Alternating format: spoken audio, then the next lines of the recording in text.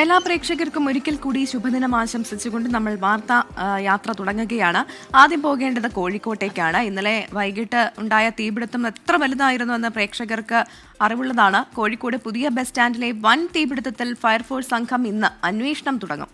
തീപിടുത്തത്തിന്റെ ഉറവിടം കണ്ടെത്തുകയാണ് പ്രധാന ലക്ഷ്യം. തീപിടുത്തത്തിൽ കോടിക്കണക്കിന് രൂപയുടെ നഷ്ടമുണ്ടായി എന്നാണ് വിലയിരുത്തൽ. മിഥില ബാലനാണ് ചേരുന്നത് കോഴിക്കോട് നിന്ന് വിവരങ്ങളുമായി. Mithila, good morning. മിഥില, ഇന്നലെ ഉണ്ടായത് നമുക്കറിയാം, മണിക്കൂറുകൾ നീണ്ട പരിശ്രമത്തിനൊടുവിലാണ് ആ തീ അണയ്ക്കാൻ കഴിഞ്ഞത്. അത് അടുത്ത മെഡിക്കൽ ഷോപ്പിലേക്കൊക്കെ ആ തീ പടരുന്നത് നമ്മൾ കണ്ടു. പക്ഷേ ഇന്നലെ അതുകൊണ്ട് തന്നെ ഈ തീപിടുത്തം എങ്ങനെ ഉണ്ടായി എന്നുള്ള കാര്യത്തിൽ ഒരു അന്വേഷണം നടത്താൻ അതിന് സമയം ലഭിച്ചിരുന്നില്ല എന്നുള്ളതാണ് വാസ്തവം. ഇന്നിപ്പോൾ അന്വേഷണം തുടങ്ങുമെന്ന് അറിയിച്ചിട്ടുണ്ട്, അല്ലേ?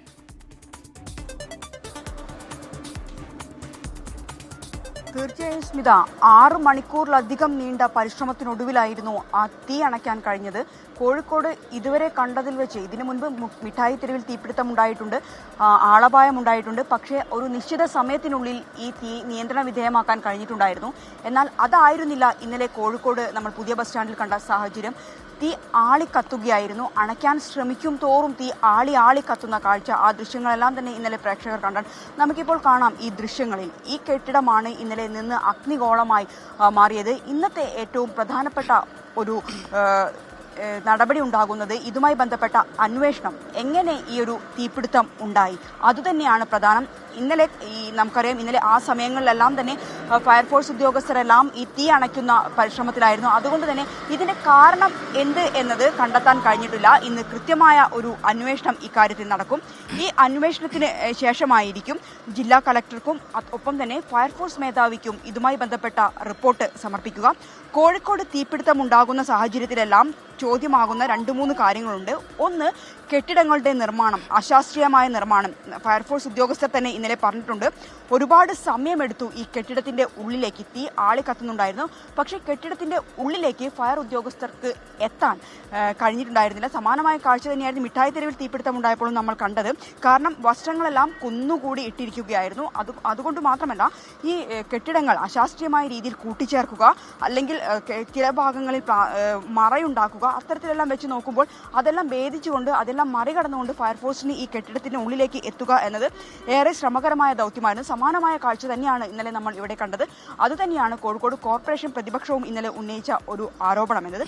കെട്ടിടങ്ങളുടെ അശാസ്ത്രീയത, നിർമ്മാണത്തിലെ അശാസ്ത്രീയത, ഇതെല്ലാം തന്നെ അന്വേഷിക്കണം എന്ന ഒരു ആവശ്യം അവർ മുന്നോട്ട് വെച്ചിട്ടുണ്ട്. മറ്റൊന്ന്, നമ്മൾ കണ്ടതാണ് ഇന്നലെ കരിപ്പൂരിൽ നിന്നുൾപ്പെടെ അത്യാധുനിക സൗകര്യമുള്ള ഫയർഫോഴ്സ് എഞ്ചിൻ എത്തിയാണ് തീ അണച്ചിട്ടുണ്ടായിരുന്നത്. ഏറെ നേരത്തെ ശ്രമഫലത്തിനൊടുവിൽ നിരവധി എഞ്ചിനുകൾ എത്തുന്നു. പക്ഷേ അപ്പോഴും കോഴിക്കോട് നഗരത്തിൽ എത്രത്തോളം ഫയർ എഞ്ചിനുകൾ ഈ ഇത്തരത്തിൽ വലിയൊരു അപകടമുണ്ടായാൽ അത് കെടുത്താൻ ഉണ്ട് എന്ന ഒരു ചോദ്യമുണ്ട്. പ്രത്യേകിച്ച് ഏറ്റവും കൂടുതൽ ഫയർ എഞ്ചിനുകൾ ഉണ്ടായിരുന്ന ഒരു സ്ഥലമായിരുന്നു കോഴിക്കോട് ബീച്ചിലുണ്ടായിരുന്നത്. എന്നാൽ ഇപ്പോൾ അവിടെ നിലവിൽ ഒരു യൂണിറ്റ് മാത്രമാണുള്ളത്. ഇതെല്ലാം തന്നെ ഓടിയെത്തി തീ അണയ്ക്കാനുള്ള കാര്യത്തിൽ ഇന്നലെ ഫയർഫോഴ്സിന് വലിയ ഒരു വെല്ലുവിളിയായിട്ടുണ്ട്. എന്തിനായാലും ഇപ്പോൾ നമുക്ക് കാണാം, ഫയർഫോഴ്സ് ഉദ്യോഗസ്ഥർ ഈ കെട്ടിടത്തിലുണ്ട്. അവർ എവിടെയെങ്കിലും ഏതെങ്കിലും രീതിയിലുള്ള തീയോ അല്ലെങ്കിൽ പുകയോ ഉണ്ടോ എന്നത് അവസാനവട്ട ഒരു പരിശോധനയിലാണ്. ഇന്നത്തെ പരിശോധന, ഇന്നത്തെ സമർപ്പിക്കാൻ പോകുന്ന റിപ്പോർട്ട് ഏറെ നിർണായകമാണ്. എങ്ങനെ ഈ തീപിടുത്തം ഉണ്ടായി, ആ തീപിടുത്തം ഉണ്ടായതിന്റെ കാരണം എന്ത്? ഷോർട്ട് സർക്യൂട്ട് ആണോ, അല്ലെങ്കിൽ എന്താണ് ഇത്തരത്തിലുള്ള ഒരു തീപിടുത്തത്തിലേക്ക് നയിച്ചത്? മുൻപ് ഞാൻ നേരത്തെ സൂചിപ്പിച്ചതുപോലെ തന്നെയാണ്, കോഴിക്കോട് നിരവധി തീപിടുത്തങ്ങൾക്ക് സാക്ഷിയായിട്ടുണ്ട്. മിഠായി തെരുവിൽ ഉൾപ്പെടുത്തി ആളിക്കത്തിയ ഒരു സാഹചര്യമുണ്ട്. പക്ഷേ ആ സമയത്തെല്ലാം ഒരു നിശ്ചിത സമയത്തിനുള്ളിൽ ഫയർഫോഴ്സിന് ആ തീ അണയ്ക്കാൻ കഴിഞ്ഞിട്ടുണ്ടായിരുന്നു. പക്ഷേ ഇന്നലെ നമ്മൾ കണ്ട ഒരു കാഴ്ച അതായിരുന്നില്ല. തീ ആളി കത്തുകയായിരുന്നു. കൂടുതൽ ഫയർഫോഴ്സ് എത്തി വെള്ളം ചീറ്റുമ്പോഴും ആളി കത്തുന്ന ഒരു സാഹചര്യമായിരുന്നു. പിന്നീട് ഇതിന്റെ പല ഭാഗങ്ങളിൽ നിന്നും ചുമരുകളെല്ലാം തന്നെ പൊളിച്ചു മാറ്റി അതിനുള്ളിലേക്ക് ഫയർ ഉദ്യോഗസ്ഥർക്ക് കയറി പോകേണ്ട ഒരു സാഹചര്യം ഉൾപ്പെടെ ഉണ്ടായി. നേരത്തെ പറഞ്ഞതുപോലെ തന്നെ ഇവിടെ 2-3 കാര്യങ്ങൾ പരിശോധിക്കേണ്ടതുണ്ട്. ഏതെങ്കിലും രീതിയിൽ ഈ കെട്ടിടത്തിന് അശാസ്ത്രീയമായ നിർമ്മാണം നടന്നിട്ടുണ്ടോ, അല്ലെങ്കിൽ ഫയർ ഉദ്യോഗസ്ഥർക്ക് അങ്ങോട്ട് എത്തിപ്പെടാനുള്ള ഒരു സാഹചര്യം ഇന്നലെ ഉണ്ടായിരുന്നില്ല. മാത്രമല്ല, എല്ലാ കെട്ടിടങ്ങളിലും കൃത്യമായി തന്നെ ഫയർ റെസ്ക്യൂ യൂണിറ്റ് അല്ലെങ്കിൽ അതിൻ്റെ ഒരു സംവിധാനം, തീ നിയന്ത്രണ വിധേയമായ അല്ലെങ്കിൽ തീ കെടുത്താനുള്ള ഒരു സംവിധാനം വേണം. അത് ഈ കെട്ടിടത്തിൽ ഉണ്ടായിരുന്നോ? അത്തരം സംവിധാനങ്ങൾ ഉണ്ടായിരുന്നു എന്നത്. മറ്റൊന്ന്, നാശനഷ്ടമാണ്. കോടിക്കണക്കിന് രൂപയുടെ നാശനഷ്ടമാണ് ഉണ്ടായിട്ടുള്ളത്. പ്രത്യേകിച്ച് സ്കൂൾ ആരംഭിക്കാനിരിക്കുന്ന ഒരു സാഹചര്യത്തിൽ യൂണിഫോം ഉൾപ്പെടെയുള്ള സാധനങ്ങളെല്ലാം തന്നെ ഇവിടെ ഉണ്ട്. വലിയ ഗോഡൗണാണ്. അതുകൊണ്ട് തന്നെ മൊത്ത വിൽപ്പനശാലയാണ് വസ്ത്രങ്ങളുടെ. അതുകൊണ്ട് വലിയ അളവിൽ തന്നെ തുണി ഇവിടെ സംഭരിച്ചിട്ടുണ്ടായിരുന്നു. ഇന്നലെ ഒരു തീപിടുത്തത്തിന്റെ ആളിക്കത്തലിന് കാരണവും ആ കത്തുന്നത് തുണി ആയതുകൊണ്ടാണ്.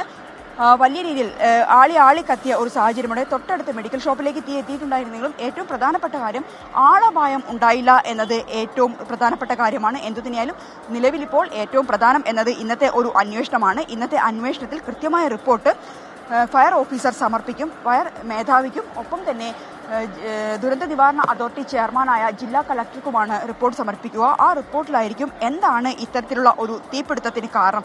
ആ കാരണം കണ്ടെത്തി അത് പരിഹരിക്കുകയാണ് ഇനി വേണ്ടത്. പ്രത്യേകിച്ച് ഇത്തരം അടിക്കടി തീപിടുത്തങ്ങൾ ഉണ്ടാകുന്ന ഒരു സാഹചര്യം കോഴിക്കോടുണ്ട്. പ്രത്യേകിച്ച് കോഴിക്കോട് നഗരത്തിലെ ഇത്തരം വലിയ വലിയ കെട്ടിടങ്ങളിൽ തീപിടുത്തം ഉണ്ടാകുമ്പോൾ എങ്ങനെ ഫയർഫോഴ്സിന് ഈ കെട്ടിടങ്ങൾക്ക് ഉള്ളിലേക്ക് എത്താൻ കഴിയുന്നില്ല, അതൊരു ചോദ്യചിഹ്നമാണ്. ഞാൻ നേരത്തെ പറഞ്ഞതുപോലെ തന്നെ മുൻ അനുഭവങ്ങളുടെ പശ്ചാത്തലത്തിൽ പറയുകയാണ്.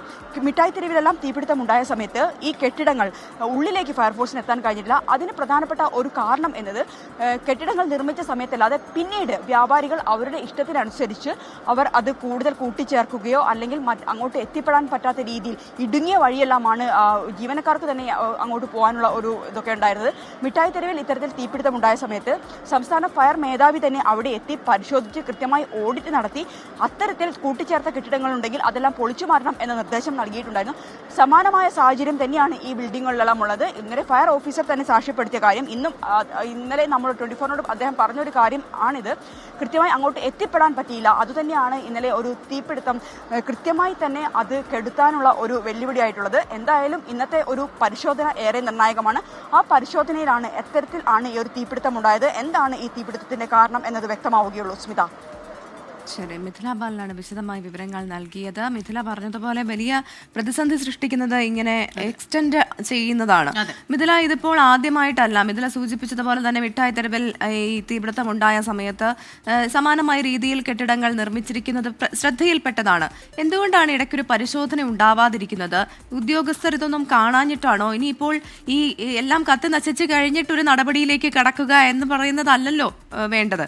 അപ്പോൾ എന്തായാലും ഇന്നിപ്പോൾ ഫയർഫോഴ്സ് ഇന്ന് അന്വേഷണം തുടങ്ങുന്നുണ്ട്. ഈ അന്വേഷണത്തിന് ശേഷം റിപ്പോർട്ട് എപ്പോഴായിരിക്കും സമർപ്പിക്കുക? എന്താണ് ഇത് സംബന്ധിച്ച് നമുക്ക് ഫയർഫോഴ്സ് ഉദ്യോഗസ്ഥർ നൽകുന്ന വിവരം?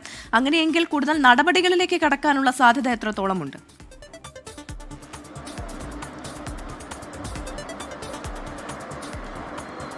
തീർച്ചയായും അതുതന്നെയാണ് ഏറ്റവും പ്രധാനപ്പെട്ട കാര്യം. ഇന്ന് റിപ്പോർട്ട് സമർപ്പിക്കുമ്പോൾ ആ റിപ്പോർട്ടിന്റെ കണ്ടന്റ്, ഉള്ളടക്കം എന്താണ് എന്നോ തന്നെയാണ്. പ്രത്യേകിച്ച് എന്താണ് ഇത്തരത്തിൽ തീപിടുത്തത്തിന് കാരണം. ഫയർഫോഴ്സ് ഉദ്യോഗസ്ഥർ ഇന്നലെ പറഞ്ഞതുപോലെ അവർക്ക് ഉള്ളിലോട്ട് എത്തിപ്പെട്ട് തീ അണയ്ക്കാൻ കഴിഞ്ഞിട്ടില്ല.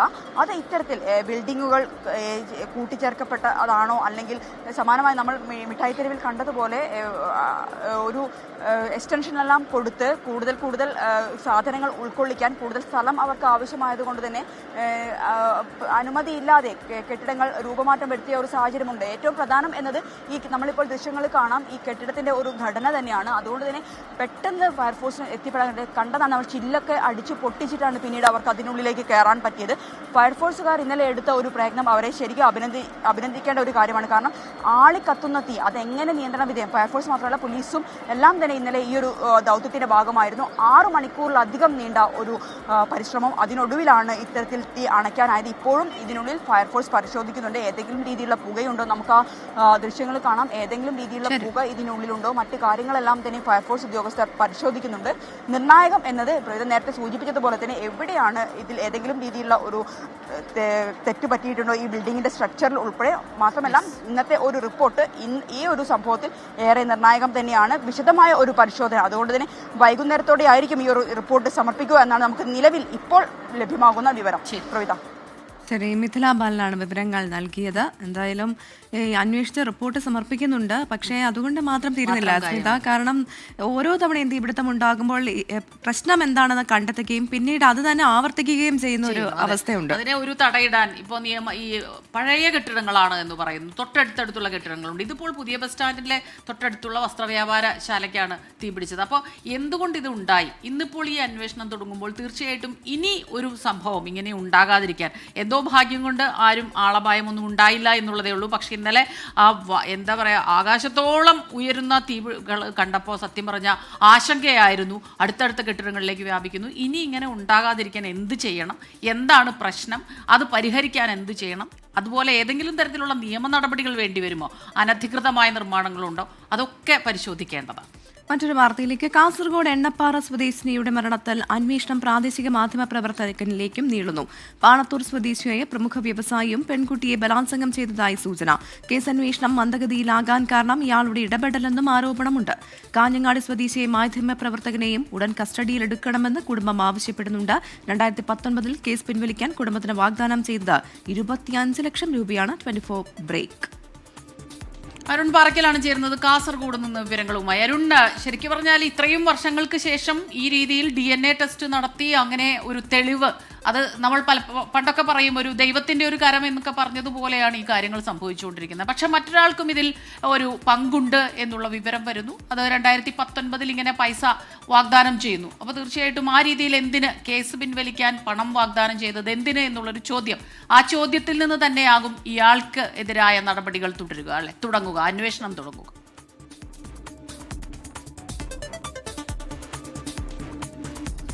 Pravitha, good morning. ഈ കേസുമായി ബന്ധപ്പെട്ട എണ്ണപ്പാറ സ്വദേശിനിയുടെ മരണവുമായി ബന്ധപ്പെട്ട ഈ കേസിന്റെ ആദ്യഘട്ടം മുതൽ തന്നെ ഈ കേസ് അട്ടിമറിക്കാനുള്ള ശ്രമം നടന്നിരുന്നുവെന്ന് നമുക്ക് മനസ്സിലാക്കാൻ സാധിക്കുന്നുണ്ട്. 2010 ജൂൺ 6-നാണ് ഈ കുട്ടിയെ കാണാതാവുന്നത്. അതിനുശേഷം ലോക്കൽ പോലീസിൽ പരാതി നൽകുന്നു. അമ്പലത്തറ പോലീസ് സ്റ്റേഷനിലാണ് ആദ്യം ഈ കുടുംബം പോയി പരാതി നൽകുന്നത്, കുട്ടിയുടെ അച്ഛൻ പോയി പരാതി നൽകുന്നത്. പക്ഷേ പരാതി FIR രജിസ്റ്റർ ചെയ്യാൻ പോലും മാസങ്ങളോളം പോലീസ് തയ്യാറായില്ല. അതിനുശേഷം 2011 ഈ കുട്ടിയുടെ ചേച്ചി ചെന്നൈയിൽ നിന്ന് പഠനം കഴിഞ്ഞ് വന്നതിന് ശേഷം വീണ്ടും പോലീസ് സ്റ്റേഷനുമായി ബന്ധപ്പെട്ടപ്പോൾ കാഞ്ഞങ്ങാട് ഡിവൈഎസ്പിയുടെ നിർദ്ദേശപ്രകാരമാണ് അമ്പലത്തറ CI അന്ന് കേസിൽ FIR ഇടാൻ നിർബന്ധിതരായത്. അന്ന് ഇപ്പോൾ ഉയർന്നു വരുന്ന ഒരു ആരോപണവും സംശയവുമൊക്കെ പറയുന്നത് ഈ പാണത്തൂർ സ്വദേശിയായ പ്രമുഖ വ്യവസായിക്ക് ഈ കേസിൽ പങ്കുണ്ട്. കുട്ടിയെ ബലാത്സംഗം ചെയ്തിട്ടുണ്ട്. ഇയാളുടെ ഇടപെടൽ മൂലമാണ് അന്ന് ലോക്കൽ പോലീസ് ആദ്യഘട്ടത്തിൽ കേസ് FIR ഇടാൻ തയ്യാറാവാതിരുന്നത് എന്നാണിപ്പോൾ പുറത്തുവരുന്ന വിവരം. അതുമാത്രമല്ല, 2019 കാഞ്ഞങ്ങാട് കേന്ദ്രീകരിച്ചുള്ള ഒരു പ്രാദേശിക മാധ്യമ പ്രവർത്തകൻ ഈ കുട്ടിയുടെ വീട്ടിലെത്തുകയും ഈ കേസിൽ നിന്ന് പിന്മാറണമെന്നും ഇനി കേസുമായി മുന്നോട്ട് പോകരുതെന്നും ഈ കുടുംബത്തോട് ആവശ്യപ്പെടുകയും ചെയ്തു. അന്ന് ഈ പറയുന്ന പത്രപ്രവർത്തകൻ ഈ കുടുംബത്തിന് വാഗ്ദാനം ചെയ്ത തുക എന്ന് പറയുന്നത് 25 ലക്ഷം രൂപയാണ്.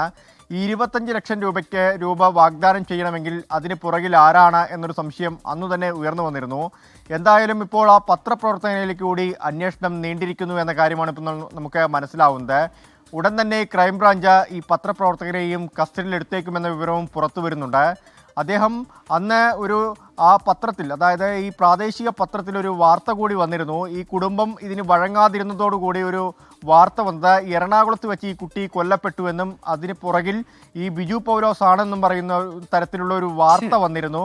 ആ വാർത്തയൊക്കെ ആർക്കു വേണ്ടിയായിരുന്നു എന്ന കാര്യങ്ങളൊക്കെ തന്നെ ഇപ്പോൾ സംശയത്തിന് നിഴലിലാണ്. അതൊക്കെ അന്വേഷണത്തിൻ്റെ പരിധിയിലുണ്ട്. എന്തായാലും പാണത്തൂർ സ്വദേശിയായ ഈ പ്രമുഖ വ്യവസായിക്ക് ഈ കേസുമായി ബന്ധമുണ്ട്. ഈ പെൺകുട്ടിയെ അദ്ദേഹം ബലാത്സംഗം ചെയ്തിട്ടുണ്ടെന്ന കാര്യങ്ങളൊക്കെ തന്നെ ഇപ്പോൾ പുറത്തു വരുന്നുണ്ട്. ഈ ഉടൻ തന്നെ ഈ പത്രപ്രവർത്തകനെ, കാഞ്ഞങ്ങാട് കേന്ദ്രീകരിച്ചുള്ള പത്രപ്രവർത്തകനെ കസ്റ്റഡിയിലെടുത്തേക്കും. ഈ പാണത്തൂർ സ്വദേശിയായ വ്യവസായിയുടെ ബിനാമിയായാണ് ഈ പത്രപ്രവർത്തകൻ പ്രവർത്തിച്ചത്. ഇയാൾക്ക് വേണ്ടിയാണ് ഈ കുടുംബത്തെ സമീപിച്ച 25 ലക്ഷം രൂപ വാഗ്ദാനം ചെയ്തതെന്നാണ് ഇപ്പോൾ സംശയമുയരുന്നത്. ഇയാളെ കസ്റ്റഡിയിലെടുത്ത് ചോദ്യം ചെയ്യുന്നതോടുകൂടി ഈ കാര്യത്തിലൊക്കെ തന്നെ ഒരു വ്യക്തതയുണ്ടാവുമെന്നാണ് ഇപ്പോൾ മനസ്സിലാവുന്നത്. സ്മിത, പ്രവിത. ശരി, അരുൺ പാറയ്ക്കലാണ് വിവരങ്ങളുമായി നമുക്കൊപ്പം ചേർന്നത്. അപ്പോൾ വർഷങ്ങൾക്ക് മുൻപ് നടന്ന ഒരു കൊലപാതകമാണ്, തെളിവുകളിൽ ഉണ്ടായിരുന്നില്ല, മൃതദേഹം പുഴയിൽ ഉപേക്ഷിച്ചു എന്ന് പറഞ്ഞിരുന്നു. പക്ഷെ അതിനുശേഷം തിരഞ്ഞപ്പോൾ അത് കിട്ടിയില്ല. അതുകൊണ്ട് തന്നെ പിന്നെ അത് അവിടെ വഴിമുട്ടി നിൽക്കുകയായിരുന്നു. പിന്നീട് കിട്ടിയ ഒരു ചെറിയ തെളിവ്, മൃതദേഹത്തിൻ്റെ ഒരു അവശിഷ്ടത്തിൽ നിന്നുള്ള DNA പരിശോധന ഈ മാതാപിതാക്കളുടെ DNA-യുമായി ചേർന്നു. സഹോദരിയുടെയും DNA-യുടെ ഒപ്പമാണ് പരിശോധന നടത്തിയത്. അപ്പോൾ അങ്ങനെ ആ കേസിന്റെ അന്വേഷണം പുരോഗമിക്കുകയാണ്. ഈ തെളിഞ്ഞു വരുന്നതോറും കെട്ടിപിണഞ്ഞ് കിടക്കുന്ന ഒരു കേസാണ് എന്നുള്ളത് കൊണ്ട് തന്നെ അന്വേഷണം അത് പോലീസ് മുന്നോട്ട് കൊണ്ടുപോയിട്ട് യഥാർത്ഥ പ്രതികളെ പിടികൂടാനാകട്ടെ, പുറത്തു വരട്ടെ. എന്തായാലും നമുക്കിനി കാലാവസ്ഥാ റിപ്പോർട്ടിലേക്ക് പോകാം. സംസ്ഥാനത്ത് അതിശക്തമായ മഴയ്ക്ക് സാധ്യതയെന്ന് കേന്ദ്ര കാലാവസ്ഥാ വകുപ്പ്. 4 ജില്ലകളിൽ ഓറഞ്ച് അലർട്ട് പ്രഖ്യാപിച്ചു. കോഴിക്കോട്, വയനാട്, കണ്ണൂർ, കാസർഗോഡ് ജില്ലകളിലാണ് ഓറഞ്ച് അലർട്ട് നിലവിലുള്ളത്. ആലപ്പുഴ, കോട്ടയം, എറണാകുളം, ഇടുക്കി, തൃശൂർ, പാലക്കാട്, മലപ്പുറം ജില്ലകളിൽ യെല്ലോ മുന്നറിയിപ്പ് നിലവിലുണ്ട്. തെക്കൻ അറബിക്കടൽ, ആൻഡമാൻ കടൽ തുടങ്ങിയ മേഖലകളിൽ കാലവർഷം വ്യാപിച്ചു കഴിഞ്ഞു. മധ്യ കിഴക്കൻ അറബിക്കടലിലെ ന്യൂനമർദ്ദ സാധ്യതയടക്കം കണക്കിലെടുത്ത് കാലവർഷം കേരളത്തിൽ നേരത്തെ എത്താനുള്ള സാധ്യതയുണ്ടെന്ന് കേന്ദ്ര കാലാവസ്ഥാ വകുപ്പ് പ്രവചിക്കുന്നു. കാലവർഷം എത്തുന്നതിന് മുന്നോടിയായി വരും ദിവസങ്ങളിലും സംസ്ഥാനത്ത് മഴ ശക്തമാകും.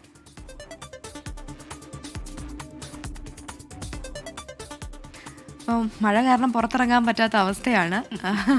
അപ്പോൾ മഴ കരുതിയിരിക്കുക, പ്രേക്ഷകരൊക്കെ കൂടെ കയ്യിൽ കരുതാൻ മറക്കണ്ട എന്നൊരിക്കൽ കൂടി ഓർമ്മിപ്പിക്കുകയാണ്. നമുക്കിനി ഈ ദിവസത്തെ ഏറ്റവും പ്രധാനപ്പെട്ട ദേശീയ വാർത്തകൾ ഏതൊക്കെയാണെന്ന് നോക്കാം. നാഷണൽ ന്യൂസിലേക്ക്.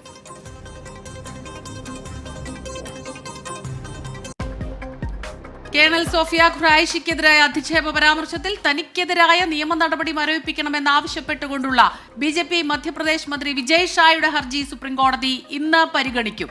ജസ്റ്റിസുമാരായ N സൂര്യകാന്തും കോട്ടീശ്വർ സിംഗും അടങ്ങിയ ബെഞ്ചാണ് ഹർജി പരിഗണിക്കുന്നത്. കോൺഗ്രസിന്റെ ലോക്സഭാ ഉപനേതാവ് ഗൗരവ് ഗൊഗോയിക്ക് എതിരെ വിവാദ പരാമർശവുമായി അസം മുഖ്യമന്ത്രി ഹിമന്ത ബിശ്വ ശർമ്മ. ഗൗരവ് ഗൊഗോയി ISIയുടെ ക്ഷണം സ്വീകരിച്ച് പാകിസ്ഥാൻ സന്ദർശിച്ചുവെന്നതാണ് ഹിമന്തയുടെ പരാമർശം. ആരോപണം തെളിയിക്കാൻ തന്റെ കയ്യിൽ രേഖയുണ്ടെന്നും ഹിമന്ത. പാക് ഭീകരത തുറന്നുകാട്ടാനുള്ള പ്രതിനിധി സംഘത്തിൽ നിന്ന് തൃണമൂൽ കോൺഗ്രസ് പിന്മാറി. സംഘത്തിനൊപ്പം പോകേണ്ടതില്ലെന്ന് പാർട്ടി MP യൂസഫ് പത്താന് നേതൃത്വം നിർദ്ദേശം നൽകി. പ്രതിനിധി സംഘത്തിനൊപ്പം ചേരില്ലെന്ന് കേന്ദ്ര സർക്കാരിനോട് തൃണമൂൽ കോൺഗ്രസ് വ്യക്തമാക്കി. Iran national security council secretary Ali Akbar അഹമ്മദിയുമായി ടെലിഫോൺ സംഭാഷണം നടത്തി ദേശീയ സുരക്ഷാ ഉപദേഷ്ടാവ് അജിത് ഡോവൽ. ഇരു രാജ്യങ്ങളും തമ്മിലുള്ള നയതന്ത്ര ബന്ധം കാര്യക്ഷമമാക്കാനുള്ള ചർച്ചകളുടെ ഭാഗമായാണ് ആശയവിനിമയം നടത്തിയത്. പാക് ചാരസംഘടനയുമായി ബന്ധമുണ്ടെന്ന് ആരോപിച്ച് അറസ്റ്റ് ചെയ്ത ട്രാവൽ ബ്ലോഗർ ജ്യോതി മൽഹോത്രയെ കുറിച്ച് കൂടുതൽ വിവരങ്ങൾ വെളിപ്പെടുത്തി ഹരിയാന പോലീസ്. ഇന്ത്യ പാക് സംഘർഷത്തിന്റെ സമയത്തും ജ്യോതി മൽഹോത്ര പാക് ഏജന്റുമാരുമായും ആശയവിനിമയം നടത്തിയെന്നാണ് പോലീസിന്റെ കണ്ടെത്തൽ. പ്രധാനപ്പെട്ട ദേശീയ വാർത്തകളാണ് ഇപ്പോൾ പ്രേക്ഷകർ കണ്ടത്. ഇനി നമ്മൾ വിശദമായ മറ്റു വാർത്തകളിലേക്ക് പോവുകയാണ്. തിരുവനന്തപുരം വഞ്ചിയൂരിൽ യുവ അഭിഭാഷകയെ ക്രൂരമായി മർദ്ദിച്ച കേസിൽ പ്രതി ബെയിലിൻ ദാസിന്റെ ജാമ്യാപേക്ഷയിൽ വിധി ഇന്ന്. Thiruvananthapuram judicial first class magistrate കോടതിയാണ് വിധി പറയുക. സലിം മാലിക്കാണ് ചേരുന്നത് തിരുവനന്തപുരത്ത് നിന്ന് വിവരങ്ങളുമായി. Salim, good morning. സലിം, ബെയിലിൻദാസ് 27-ാം തീയതി വരെ റിമാൻഡിലാണ്. പക്ഷെ ജാമ്യാപേക്ഷ അതിൽ ഇന്ന് വിധി വരുന്നു. രണ്ട് തരത്തിലാണ് പ്രോസിക്യൂഷൻ വാദിച്ചത്. അത് കൃത്യമായിട്ട് ഇയാൾക്കെതിരെ കുറ്റമുണ്ട്, കുറ്റം ചുമത്തണം എന്നുള്ളതാണ്. പക്ഷേ കോടതിക്കുള്ളിൽ അല്ലെങ്കിൽ ഓഫീസിനുള്ളിൽ ഉണ്ടായ ചില പ്രശ്നങ്ങളാണ്. അല്ലാതെ ഇത്തരത്തിൽ ഈ പറയുന്ന ഗുരുതരമായ കുറ്റങ്ങൾ താൻ ചെയ്തിട്ടില്ലെന്ന് പ്രതി പറയുന്നു. അപ്പോൾ ഏത് രീതിയിലാകും ഇന്ന്, എപ്പോഴാണ് ഈ കേസിന്റെ വിധി വരിക? കൂടുതൽ വിവരങ്ങൾ. Good morning Smitha, Pravitha. ഇന്ന് രാവിലെ 11 മണിയോടുകൂടിയാണ് ഈ കേസിൽ വിധി പറയുക. നമ്മൾ കഴിഞ്ഞ ദിവസങ്ങളിൽ, അതായത് വെള്ളിയാഴ്ചയും ശനിയാഴ്ചയുമായി വഞ്ചിയൂർ മജിസ്ട്രേറ്റ് കോടതിയിൽ കണ്ടത് അതുമായി ബന്ധപ്പെട്ടൊരു വിശദമായ വാദമാണ്. ഒരു ജാമ്യാപേക്ഷയിന്മേൽ 2 ദിവസം പൂർണ്ണമായി എടുത്ത് വാദം കേൾക്കുക മാത്രമായിരുന്നു കോടതി ചെയ്തത്. വെള്ളിയാഴ്ച ഏറെക്കുറെ പൂർണ്ണമായി വാദം കേട്ട് ശനിയാഴ്ച വിധി പറയുമെന്ന് കരുതിയതാണ്. പക്ഷേ ശനിയാഴ്ചയും കോടതി വാദം കേൾക്കുന്നൊരു സാഹചര്യമായിരുന്നു ഉണ്ടായിരുന്നത്. അങ്ങനെ പ്രതിഭാഗവും പ്രോസിക്യൂഷനും തമ്മിൽ വലിയ വാദപ്രതിവാദങ്ങൾ അതുമായി ബന്ധപ്പെട്ട കേസുമായി ബന്ധപ്പെട്ട് ഉണ്ടായിട്ടുണ്ട്. യുവ അഭിഭാഷകയെ അതിക്രൂരമായി മർദ്ദിച്ചു എന്നുള്ളതാണ് ഈ കേസ്.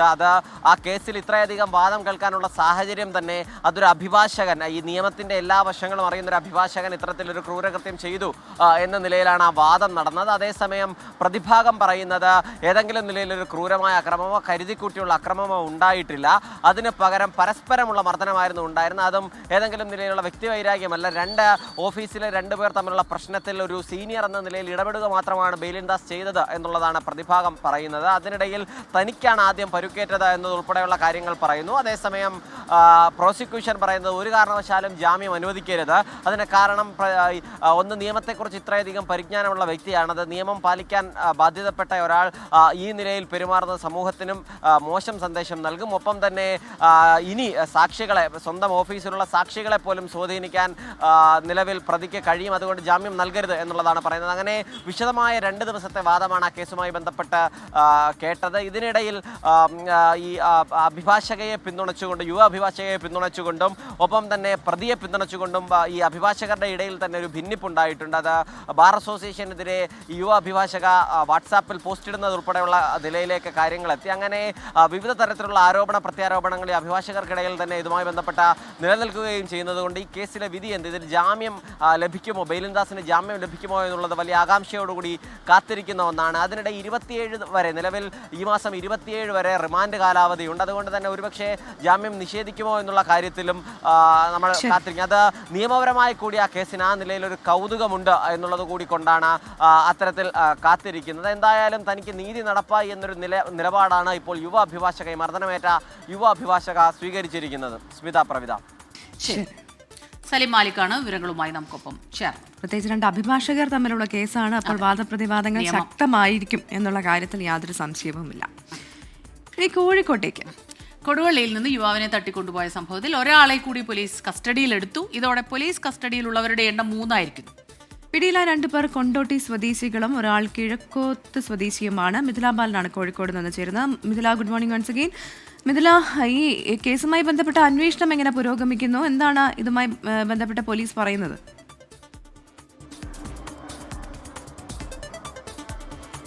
പ്രവിത, നിലവിൽ 3 പേരാണ് ഈ കേസുമായി ബന്ധപ്പെട്ട് ഇപ്പോൾ കസ്റ്റഡിയിലുള്ളത്. ഇവരെ വിശദമായി ചോദ്യം ചെയ്യുകയാണ്. ബൈക്കിലെത്തിയ 2 പേരും മറ്റൊരാളും. ഇവർ കൊണ്ടോട്ടി സ്വദേശികളും ഒരാൾ കിഴക്കോത്ത് സ്വദേശിയുമാണ്. ഈ ഒരു സംഭവത്തിൽ ഇതുവരെ ഈ യുവാവ് എവിടെയെന്നത് പോലീസിന് കണ്ടെത്താൻ കഴിഞ്ഞിട്ടില്ല. പണ ഇടപാടുമായി ബന്ധപ്പെട്ട പ്രശ്നമാണ് ഈ തട്ടിക്കൊണ്ടുപോകലിന് എന്നത് സ്ഥിരീകരിച്ച കാര്യമാണ്. കഴിഞ്ഞ ദിവസം വൈകിട്ട് 4 മണിക്ക് ഒരു സംഘം പട്ടാപ്പകൽ കത്തിയുമായി വീട്ടിലെത്തുന്നു, ആയുധമായി വീട്ടിലെത്തുന്നു. ആദ്യം ഈ പിതാവിനെയായിരുന്നു തട്ടിക്കൊണ്ടുപോകാൻ ശ്രമിച്ചത്. ആ പിതാവിനെ തട്ടിക്കൊണ്ടുപോകാൻ ശ്രമിച്ചത് ഈ അനൂസ് തടയുന്നു. അങ്ങനെയാണ് അനൂസിനെ ഈ സംഘം കാറിൽ കയറ്റി കൊണ്ടുപോയത്. അതിനുശേഷം ഈ അനൂസ് എവിടെയാണ് എന്ന കാര്യത്തിൽ ഒരു വിവരവും പോലീസിന് ലഭ്യമായിട്ടില്ല. CCTV ദൃശ്യങ്ങൾ ലഭിച്ചിട്ടുണ്ട്. ആ CCTV ദൃശ്യങ്ങൾ കേന്ദ്രീകരിച്ചുകൊണ്ടുള്ള അന്വേഷണമാണ് ഇപ്പോൾ നിലവിൽ പുരോഗമിച്ചുകൊണ്ടിരിക്കുന്നത്. അവർ ഈ തട്ടിക്കൊണ്ടുപോയ സംഘം ചായ കുടിക്കാൻ ഇറങ്ങുന്നതും അത്തരം ദൃശ്യങ്ങളെല്ലാം തന്നെ കഴിഞ്ഞ ദിവസം പുറത്തു വന്നിട്ടുണ്ടായിരുന്നു. മാത്രമല്ല ഇതിനു മുൻപും ഇത്തരത്തിൽ വീട്ടിലെത്തി ഭീഷണിപ്പെടുത്തും എന്ന് ഇവർ പറഞ്ഞതിൻ്റെ ദൃശ്യങ്ങൾ ഉൾപ്പെടെ പുറത്തു വന്നിട്ടുണ്ടായിരുന്നു. എന്തുതന്നെയാലും പോലീസിനെ സംബന്ധിച്ചിടത്തോളം ആരാണ് തട്ടിക്കൊണ്ടുപോയത് എന്നതുമായി ബന്ധപ്പെട്ട കൃത്യമായ സൂചന ലഭിച്ചിട്ടുണ്ട്. അതുകൊണ്ട് തന്നെ ഉടൻ തന്നെ പ്രതികളിലേക്ക് എത്താൻ കഴിയും എന്ന പ്രതീക്ഷ തന്നെയാണുള്ളത്. പ്രവിത. ശരി, മിഥില ബാലനാണ് വിവരങ്ങളുമായി ചേർന്നത്. പ്രതികളിലേക്ക് എത്തുക എന്നുള്ളത് കൃത്യമായി സൂചന ലഭിച്ചു എന്ന് പറയുന്നു. 3 പേർ കസ്റ്റഡിയിലുണ്ടെന്ന് പറയുന്നു. പക്ഷേ എവിടെയാണുള്ളത്, തട്ടിക്കൊണ്ടുപോയ ആൾ എവിടെ എന്നുള്ളതിൽ ഒരു വിവരവുമില്ല എന്നാണ് പറയുന്നത്. അത് വല്ലാത്ത അത്ഭുതം ഉണ്ടാക്കുന്നുണ്ട് അല്ലേ? കാരണം പോലീസിനെ സംബന്ധിച്ചിടത്തോളം ഒരാളെ കസ്റ്റഡിയിലെടുത്താൽ ആളെവിടെ എന്നുള്ളൊരു ചോദ്യത്തിനാണ് ആദ്യം ഉത്തരം കിട്ടേണ്ടത്. അത് കിട്ടിയിട്ടില്ല ഇത്ര ദിവസമായിട്ടും. 3 ആവുന്ന ദിവസം. വെൽക്കം ബാക്ക് പ്രിയ പ്രേക്ഷകരെ. എല്ലാവർക്കും വീണ്ടും സ്വാഗതം. മോർണിംഗ് ന്യൂസിലേക്ക് ഒരുപാട് പ്രേക്ഷകർ ഗുഡ് മോർണിംഗ് പറഞ്ഞ മെസ്സേജസ് അയക്കുന്നുണ്ട്, നമ്മൾ കാണുന്നുണ്ട്. ഈ വേലി തന്നെ വിള തിന്നുക എന്ന് പറഞ്ഞൊരു ചൊല്ലുണ്ടല്ലേ, പണ്ട് നമ്മൾ പറയും. ഇപ്പം ഈ കഴിഞ്ഞ ദിവസം വന്ന വാർത്തയിൽ അത് അങ്ങനെ തന്നെയാണ് അല്ലേ. ED ഉദ്യോഗസ്ഥൻ ചമഞ്ഞ് കോഴ കേസുണ്ടാവുക, കോഴ ചോദിക്കുക. അത് ഒരാൾക്കെതിരായ ഒരു വ്യവസായിക്കെതിരായ കേസ്, അത് ഒതുക്കി തീർക്കണമെങ്കിൽ കൈക്കൂലി ചോദിക്കുക. അത് പിന്നീട് വലിയ പുലിവാലായി മാറുക. അപ്പോൾ ED ഉദ്യോഗസ്ഥൻ അങ്ങനെ പ്രതിയായിരിക്കുകയാണ്. ഈ കേസിൽ കൂടുതൽ തെളിവുകൾ സമാഹരിക്കാനുള്ള ശ്രമത്തിലാണ് ഇപ്പോൾ വിജിലൻസ്. കസ്റ്റഡിയിലുള്ള പ്രതികളുടെ ചോദ്യം ചെയ്യൽ ഇന്നും തുടരും. ഇവർ കഴിഞ്ഞ നാളുകളിൽ വിളിച്ച ഫോൺ രേഖകളുടെ വിശദാംശങ്ങൾ വിജിലൻസ് ശേഖരിച്ച് തുടങ്ങിയിട്ടുണ്ട്. 50,000 രൂപ കൈമാറിയ മുംബൈ അക്കൗണ്ട് കേന്ദ്രീകരിച്ചും അന്വേഷണം ആരംഭിച്ചിട്ടുണ്ട്. നിതിൻ അംബുജനാണ് വിവരങ്ങളുമായി കൊച്ചിയിൽ നിന്ന് ചേരുന്നത്. Nitin, good morning. ഇതാകെ കുഴഞ്ഞു മറിഞ്ഞ് നടക്കുന്ന മറ്റൊരു കേസാണ്. ഈ ED ഉദ്യോഗസ്ഥൻ എത്ര ആളുകളുമായി ഈ ഇടപാടിന് ബന്ധപ്പെട്ടിട്ടുണ്ട് എന്നുള്ള വിശദാംശങ്ങളൊക്കെ നിലവിൽ വിജിലൻസ് ശേഖരിച്ചിട്ടുണ്ടോ? നിലവിൽ കസ്റ്റഡിയിലുള്ള പ്രതികളുടെ ചോദ്യം ചെയ്യൽ എങ്ങനെ പുരോഗമിക്കുന്നു? എന്തൊക്കെയാണ് വിവരങ്ങൾ? Pravitha, Smitha, good morning. നേരത്തെ സൂചിപ്പിച്ച പോലെ തന്നെ വേലി തന്നെ വിളവുന്ന സാഹചര്യമാണ് ഉണ്ടായിരിക്കുന്നത്. സേനയ്ക്കാകെ തന്നെ നാണക്കേടുണ്ടായ സംഭവമാണ് എന്തായാലും കഴിഞ്ഞ ദിവസം വിജിലൻസിന്റെ അറസ്റ്റോട് തന്നെ പുറം ലോകം അറിഞ്ഞത്. നമുക്കറിയാം, ED കേസ് ഒഴിവാക്കാനായി 2 കോടി രൂപ കൈക്കൂലി ആവശ്യപ്പെട്ട കേസിൽ 1ാം പ്രതി EDയുടെ അസിസ്റ്റന്റ് ഡയറക്ടറായ ശേഖർ കുമാറാണ്. സ്വാഭാവികമായിട്ടും കേന്ദ്ര അന്വേഷണ ഏജൻസിയുടെ ഒരു ഉന്നത ഉദ്യോഗസ്ഥൻ പ്രതിയായ കേസായതുകൊണ്ട് തന്നെ ഒരു പഴുതുകളില്ലാത്ത തെളിവുകൾ ശേഖരിച്ചുകൊണ്ടാണ് ഇപ്പോൾ അന്വേഷണം മുന്നോട്ട് കൊണ്ടുപോകുന്നത്. ഏതെങ്കിലും തരത്തിൽ എവിടെയെങ്കിലും ഒരു പിഴവ് സംഭവിച്ചാൽ വിജിലൻസ് സേനയ്ക്ക് ആകെ നാണക്കേടുണ്ടാക്കുന്ന ഒരു സാഹചര്യം ആയതുകൊണ്ട് തന്നെ കൃത്യമായ തെളിവുകൾ ഇഴകീറി പരിശോധിച്ച് മുന്നോട്ട് പോവുകയാണ് വിജിലൻസ്. ഇപ്പോൾ കഴിഞ്ഞ ദിവസം, അതായത് ഇന്നലെ, ഈ കേസിൽ അറസ്റ്റിലായ 3 പ്രതികളെയും വിശദമായി ചോദ്യം ചെയ്തിരുന്നു. ഈ ചോദ്യത്തിൽ പ്രതികളുടെ സാമ്പത്തിക ഇടപാടുകളും ഫോൺ കോൾ വിവരങ്ങളെല്ലാം തന്നെ ശേഖരിച്ചിട്ടുണ്ട്. ഇതിനെ തന്നെ പ്രാഥമികമായ തെളിവുകൾ വിജിലൻസ് ശേഖരിച്ചിട്ടുണ്ട്. പക്ഷേ ഒരു കേന്ദ്ര അന്വേഷണ ഏജൻസിയുടെ ഒരു ഉന്നത ഉദ്യോഗസ്ഥരായതുകൊണ്ട് തന്നെ ഇതിനേക്കാൾ കൂടുതൽ തെളിവുകൾ ശേഖരിച്ച് വേണം ചോദ്യം ചെയ്യലടക്കമുള്ള മറ്റ് നടപടികളിലേക്ക് കടക്കേണ്ടതുണ്ട്. അതുകൊണ്ട് തന്നെ ഈ കൃത്യമായ തെളിവുകൾ ശേഖരിച്ച് മാത്രമേ ഇനി അന്വേഷണം മുന്നോട്ട് കൊണ്ടുപോയി ED ഉദ്യോഗസ്ഥരെ ചോദ്യം ചെയ്ത് നടപടിയിലേക്ക് പോവുകയുള്ളൂ. അതോടൊപ്പം എടുത്തു പറയേണ്ട കാര്യം, മുംബൈയിലേക്ക് ഇവർ പ്രതികൾ നിക്ഷേപിച്ച 50,000 രൂപയുടെ അക്കൗണ്ട് വിവരങ്ങളെല്ലാം തന്നെ ഇപ്പോൾ ശേഖരിക്കുന്നുണ്ട്. ഇത് കേവലം ഒരു കടലാസ് കമ്പനിയാണോ എന്ന സംശയം എന്തായാലും വിജിലൻസ് ഈ ഘട്ടത്തിൽ പങ്കുവയ്ക്കുന്നുണ്ട്. അതുകൊണ്ട് തന്നെ ഈ കമ്പനിയുടെ പശ്ചാത്തലം, ഈ പ്രതികളുടെ ഫോൺ കോൾ സംഭാഷണം, അതോടൊപ്പം തന്നെ സാമ്പത്തിക ഇടപാടുകൾ, ഇവയെല്ലാം തന്നെ കേന്ദ്രീകരിച്ചുള്ള ഒരു അന്വേഷണമാണ് ഇപ്പോൾ നടക്കുന്നത്. പ്രതികളെ വിശദമായി ചോദ്യം ചെയ്ത് വരികയാണെന്ന് ഇപ്പോൾ വിജിലൻസ് വ്യക്തമാക്കുന്നു. എന്തായാലും ശക്തമായ തെളിവുകൾ ശേഖരിച്ചാകും വിജിലൻസിന്റെ തുടർ നടപടി ഉണ്ടാവുക. ഒരുപക്ഷെ ഏതെങ്കിലും പിഴവ് സംഭവിച്ചാൽ അത് വിജിലൻസ് സേനയ്ക്ക് നാണക്കേടുണ്ടാകുന്ന ഒരു സാഹചര്യത്തിൽ ED ഉദ്യോഗസ്ഥൻ ഒരു കേസിൽ പ്രതിയായ ഒരു കേസായതുകൊണ്ട് തന്നെ ശക്തമായ തെളിവുകൾ ശേഖരിച്ചാകും ഇനിയുള്ള തുടരന്വേഷണം മുന്നോട്ട് പോകുക. എന്തായാലും 3 പേരെയും വിശദമായി ചോദ്യം ചെയ്തപ്പോൾ ചില നിർണായക വിവരങ്ങൾ എന്തായാലും വിജിലൻസ് ലഭിച്ചിട്ടുണ്ട്. മാത്രമല്ല മുൻപും EDക്കെതിരെ സമാനമായ ആരോപണങ്ങൾ ഉയർന്നിരുന്നു. അത് ശരിവെക്കുന്നതാണ് ഏറ്റവും ഒടുവിലത്തെ ഈ അറസ്റ്റ്. എന്തായാലും കൃത്യമായ തെളിവുകൾ ശേഖരിച്ച് മുന്നോട്ട് പോകും എന്ന് തന്നെയാണ് ഇപ്പോൾ വിജിലൻസ് ഈ ഘട്ടത്തിൽ വ്യക്തമാക്കുന്നത്. ഇതുമായി ബന്ധപ്പെട്ട് ഒരുപാട് വിവരങ്ങൾ ഇന്നലെ പുറത്തു വന്നിരുന്നു. എന്തായാലും ചോദ്യം ചെയ്യൽ പുരോഗമിക്കുകയാണ്. ഒപ്പം തന്നെ കൂടുതൽ വിശദാംശങ്ങൾ ശേഖരിക്കുന്നതിലേക്കും വിജിലൻസ് ഉദ്യോഗസ്ഥർ കടന്നിരിക്കുന്നു എന്നുള്ളതാണ്. എന്തായാലും EDയുടെ പേരിന് കളങ്കമായി എന്നുള്ള കാര്യത്തിൽ യാതൊരു സംശയവുമില്ല.